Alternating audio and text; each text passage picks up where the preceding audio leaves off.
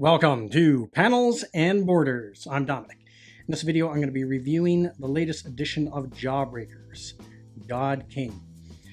So I actually did this review. I made this video a while ago, but the audio somehow got really butchered and screwed up. So just since I've got lots of time on my hands because of the thing we can't speak about on YouTube, I'm finally able to redo the video of the review of this comic.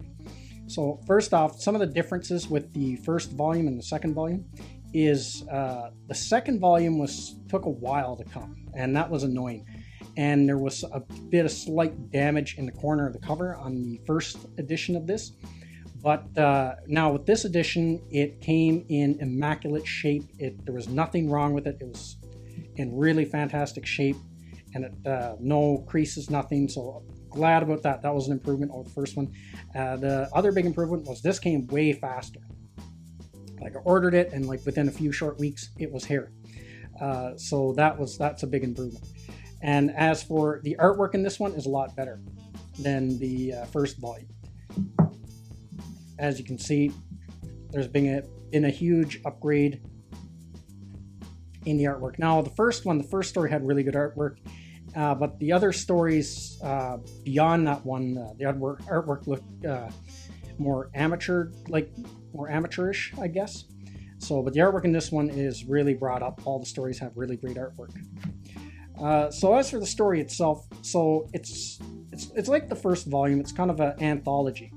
So the first story actually continues where the last volume left off, where the Jawbreakers are in the city that's being controlled by this God King character, and they have to try to stop him. Now, the only thing about this story, I actually thought the first story from the first volume was better, the one about the giant ape, because it was more streamlined. This one almost has like too many ideas, too much story condensed into the size of the comic for the first story.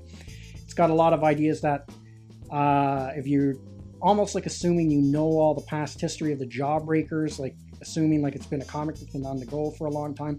So like one of the things, so spoiler alert, there's gonna be some spoilers in this review.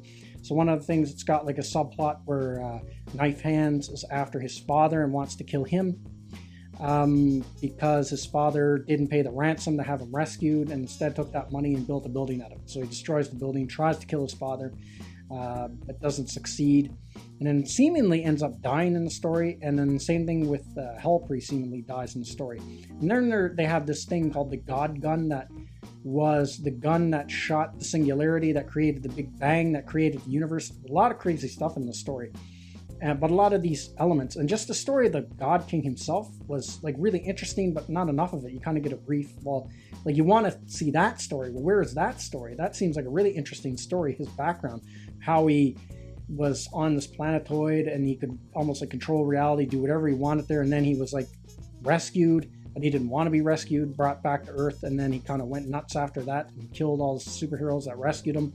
And that was like actually that in itself would have made a really interesting graphic novel. So it's almost like there's too much going on in this first story. Like there's a lot of ideas that could have been broadened out or expanded into their own stories, because you don't really know where they came from. Like the God Gun, what is that all about? Where did it come from? How did they get it? Like that's not explained. Like that in itself could have been a whole graphic novel of them just getting that gun and figuring out the origin of that gun and where that gun came from. And then just the God King himself, that could have been a whole graphic novel or a whole series, just his whole origin, the whole build up to that. That could have been one series all in its own. So this first story, I mean, it was interesting, a lot of interesting stuff, but there's a lot of stuff in there you want to know more about, but it's just kind of skipped over, because it's almost like Richard C. Myers had all these cool ideas he wanted to use, but he didn't have the patience to put them in other stories. He just wanted to throw them all out at once. That's kind of the impression I got. So as for the other stories in there, so we have the first one where they take out the God King, and seemingly there's not many members of the team left alive after that mission. So, but the artwork is really good. That's one thing, and the coloring is fantastic in this book. It's really well done. And it reminds me of those old Image comics from the early 90s.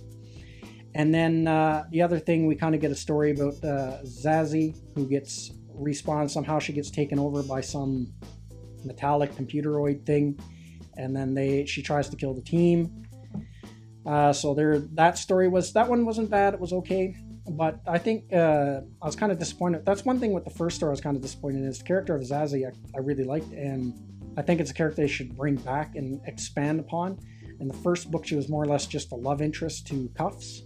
I don't think they really thought this character was going to be as popular as it came out to be, so hopefully in the future they do more with her in future stories, and that actually looks really cool.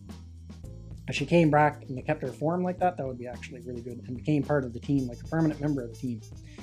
And probably my favorite story in this is the origin of Devil Dog. That's my favorite story in this volume because it's a very stripped down, straightforward story. It's about how he gets into the army, and he gets motivated because of 9/11, and goes over and fights overseas in Afghanistan and the Iraq War, and then in Afghanistan, and then gets captured and by some terrorists, but ends up breaking free. And then, but he tries to go back to normal life after all that and can't do it. And so then he ends up becoming Devil Dog and becoming like a mercenary for hire. So that was a really good story. And then at the very last of it, there was like a setup for a science fiction story that seems like this is kind of like a test run or a test pilot. That's maybe some bigger project that's going to come later on down the road.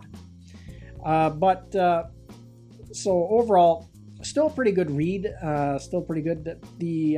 Only I found the writing in this volume for that first Jawbreaker story that continued after the last one a little bit not as strong as the writing for the first Lost Souls volume.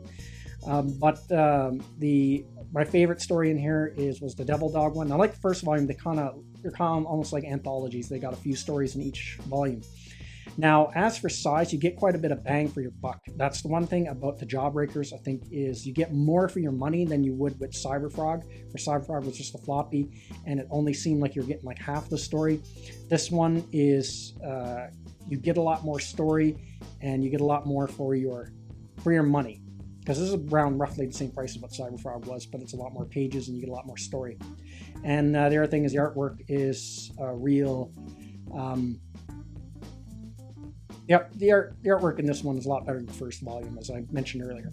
So overall, entertaining read, and I'm curious to see how Richard C. Meyer's writing progresses after this, because he's not a professional writer. So that's what I'm curious to see, is how actually his writing will progress as he goes on writing more and more of these characters. But again, interesting concept, really inspired by G.I. Joe and those early 90s comics. And also, it reminds me of the A-Team too. It's almost like if the A-Team had superpowers kind of thing. So it's kind of like a G.I. Joe / A-Team style team in this. But so really good book. So yeah, I would recommend reading this. Most people who will probably be watching this review probably already have the book and already have read it by this point. And because I think all the orders for God King has been filled at this point by the time I got around to making this video. So it's not as good as the first one, but it was still an okay read. Like I said before, still a lot of interesting ideas, but I think there's a lot of really interesting story threads in this first story that could be made into really interesting stories in of themselves. So good book overall, and I'm curious to see what happens with the next volume of the Jawbreakers team. So that's everything I got to say in this video. Let me know what you think in the comments section, and I will see you at the next one. Thank you to all of my subscribers, and thank you for watching this video. And if you're new to the channel, like, subscribe, and share.